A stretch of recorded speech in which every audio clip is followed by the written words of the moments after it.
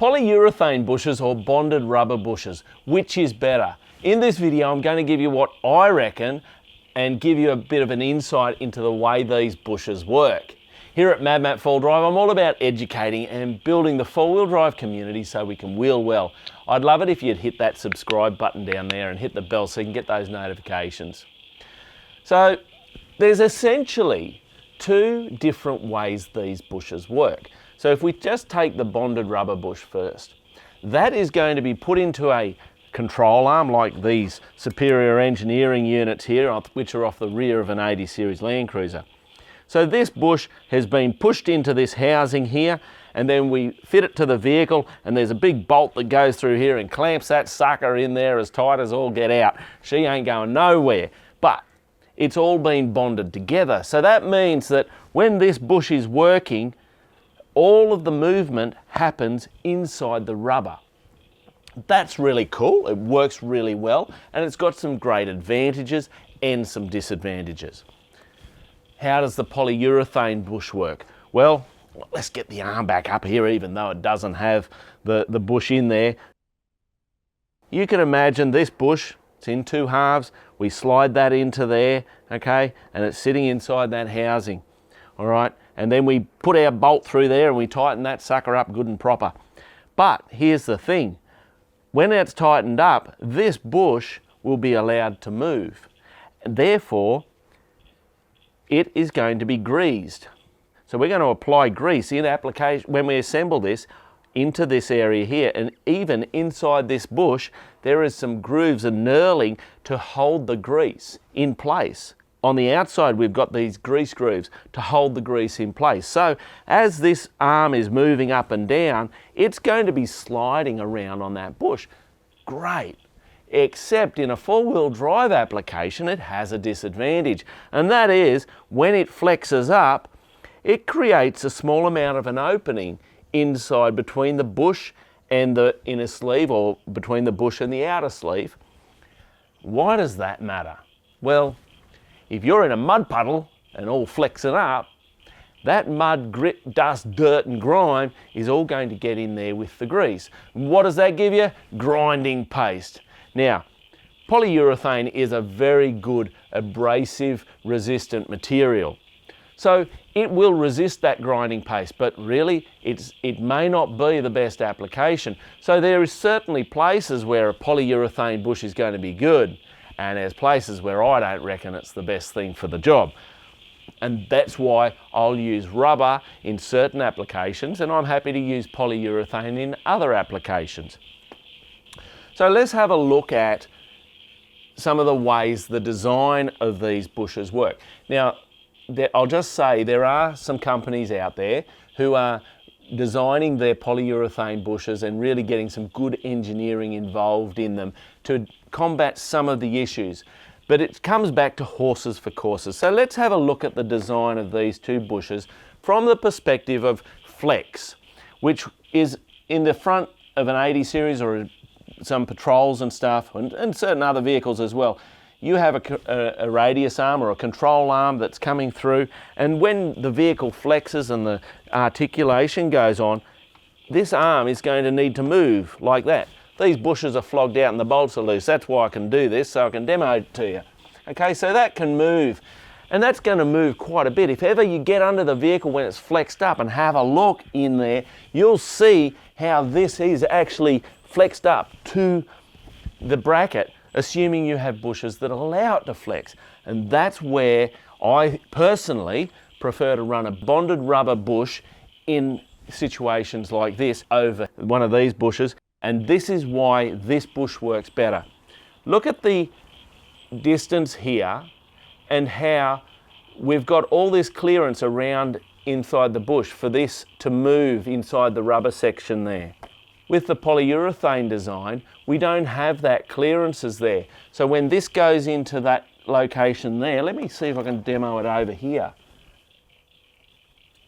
Look at that. See, there's no side clearance. Whereas if we stick this rubber bush in there, look at all the side clearance that the rubber bush gives us. That means that this is going to flex easier and freer than a polyurethane bush. That, in my opinion, is a good reason to have rubber bushes in your radius arms. But here's another thing. See, in the rubber bush we've got these holes bonded into the rubber.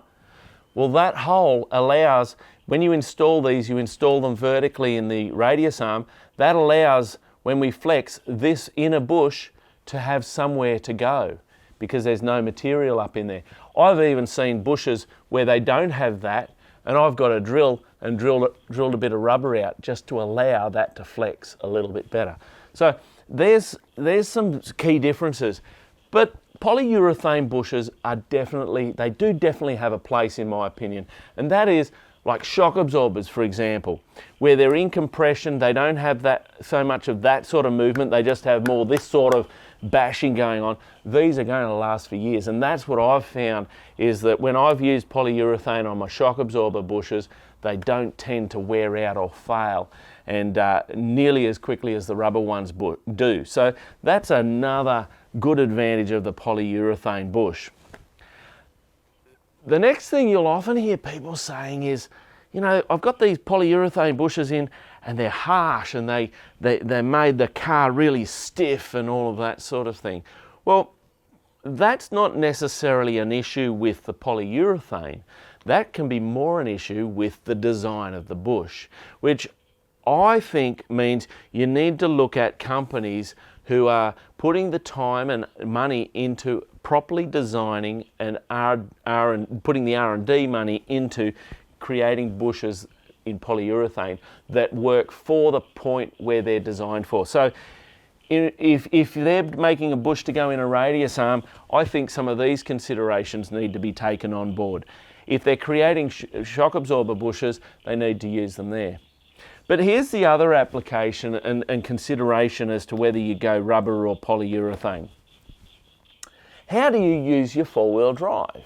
If it's mainly a daily driver on bitumen roads and around town, and you do an occasional weekend trip or a day trip on the dirt, I reckon there's nothing wrong with a polyurethane bush. They're going to last an awful long time in that environment.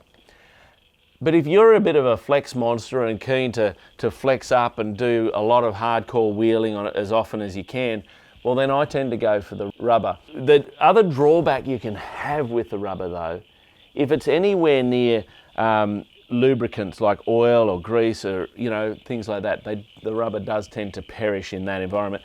That's not a common issue, but it's just something I mentioned so that you're aware of that. Let's talk a little bit about what they call duro.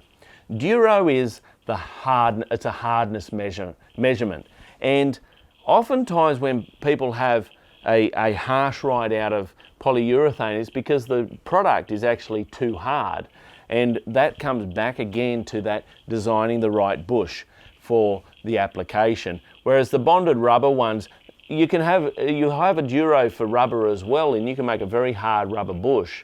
So again, it comes down to the design of the bush as to what duro that bush is, as to whether it's a suitable duro for that application. So if you were on a racetrack, well, my limited understanding would suggest you need a really hard bush, so a higher duro bush than those of us who are off-road who want soft and supple. So it's worth considering and understanding. Now you may be able to find out the duro and understand what duro is going to suit your application. I haven't been able to find a whole heap of info on that. Righto, so let's wrap this up. What am I doing here? Well, I've got this COVID-80 behind me, which I'm building up, and these differentials are going into it.